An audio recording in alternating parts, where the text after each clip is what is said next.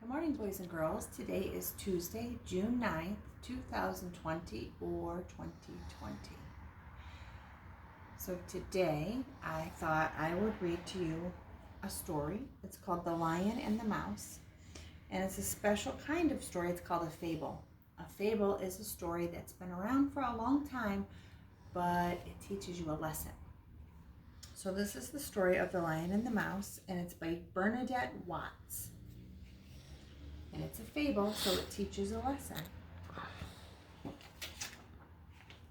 Title page, The Lion and the Mouse. Beautiful drawing. Where do you think the story is going to take place? Setting looks like maybe it could be a jungle. Let's see. The Lion and the Mouse. The lion cubs played happily in the sunshine while their parents slept nearby. The day grew hotter and hotter, so hot that the cubs grew tired. One by one, they lay down to rest in the shade near their parents. Only one of the cubs kept on playing despite the heat.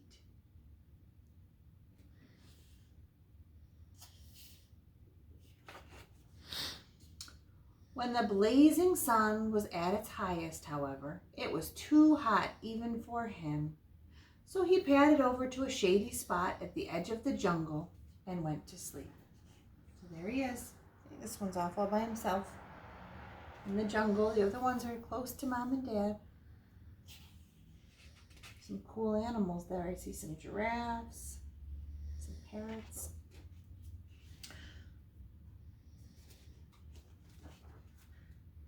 Suddenly, a little mouse scampered across the sleeping lion cub's paw, tickling him and waking him up. The lion cub snarled angrily. The mouse froze, too terrified to run away. "I'm sorry I woke you," she said, trembling. So she was shaking because she knew that this lion could eat her. And she was scared. And the lion was angry. When the lion saw that it was only a harmless little mouse, he smiled and said, "Off you go, little one. I won't hurt you." "Oh, thank you for sparing my life," said the mouse. "One day I will repay your kindness. If you ever need help, send for me." There's that little mouse. The lion was kind enough to let the little mouse go. The lion laughed out loud.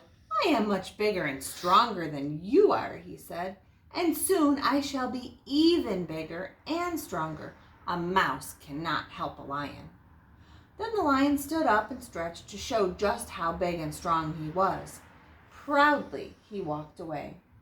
The mouse ran in the other direction.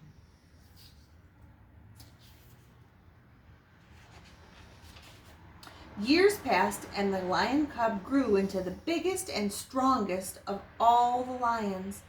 He was now the king of the beasts and the king of the jungle.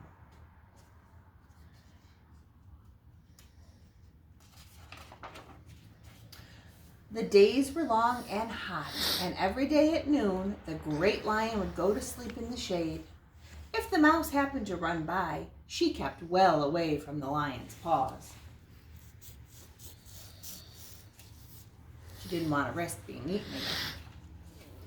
One day, when the lion headed for his resting spot, he fell into a trap. The more he struggled to get free, the more he entangled himself in the net. The king of the beasts was caught. He gave a mighty roar. He roared with rage. He roared in fear. Then he roared for help. The animals of the day heard his call and rushed up to him, but they couldn't help. So here you have all of these big, powerful animals, and they can't help the lion who's caught in the net. Night fell, and the lion was still trapped in the net. The animals of the night crept up to see the captured lion, but they couldn't help him either. So the animals of the day and the animals of the night could not help the lion. He was probably very scared. Early the next morning, the mouse appeared. "You called for me?" she asked. I will help you as I promised I would years ago. So here's the little mouse. The lion looked at the mouse in amazement. No one can help me, he said, least of all you. Remember, he told the lion she was too small to help him. The mouse started nibbling through the cords of the net, one after another. Be patient, lion, she said. Soon you will be free. There she is. Before long, the mouse had chewed a hole in the net, and the lion pushed himself through it. Turns out, the little mouse helped the lion after all. The lion was free. He stood before the mouse and bowed his head. Thank you, little mouse, he said. I will never again laugh at someone weaker or smaller than myself. To repay your kindness, I promise I will always protect you. And so the lion and the mouse remained the best of friends until the end of their days. So, they showed each other kindness, didn't they? The lion did not eat the mouse, and the mouse came back and repaid the lion. The lesson is, you can still help someone and still show kindness even if you're very small. Doesn't matter how small you are, you can be kind to someone else. So, what I did was I wrote the word kindness over here because we always practice kindness at school, and I think it's important sometimes to just kind of review what it is to show kindness. Okay? So, kindness is sharing, helping, hugging, listening, praying, complimenting. So those are just some of the things. When you share your toys with someone or your school supplies, you're helping them, you're showing kindness. Helping someone who's sad or hurt or who dropped something, that's showing kindness. Giving someone a hug when they're feeling sad shows kindness. Listening. Sometimes all we have to do is listen. Someone may just want to talk about their problems or their day, and if we're a good listener, we're showing kindness. Praying. Sometimes people are sad or hurt or sick, and they need our prayers.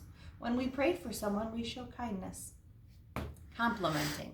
When you tell someone something nice, such as, I love your drawing, you did a great job on that drawing.